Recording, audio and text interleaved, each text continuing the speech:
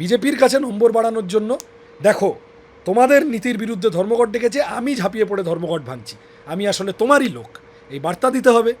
৫৯ থেকে ৫৬তে এই বার্তা যেতে হবে। এই বার্তা দেওয়ার জন্য ধর্মঘট তো মূল্যবৃদ্ধির বিরুদ্ধে। জিনিসের দাম বেড়েছে, তোমার অসুবিধা হচ্ছে না? সাধারণ পুলিশকর্মীর অসুবিধা হচ্ছে না? সাধারণ তৃণমূল সমর্থকের অসুবিধা হচ্ছে না? ১০০ দিনের কাজটা আটকে আছে, সবার অসুবিধা হচ্ছে। যেভাবে বেকারত্ব বাড়ছে, সবার অসুবিধা হচ্ছে। স্কুলগুলো বন্ধ হচ্ছে, সবার অসুবিধা হচ্ছে। লেবার কোড, যার বিরুদ্ধে মূলত শ্রমিক সংগঠনগুলো ডেকেছে, ব্যাপারটা কি?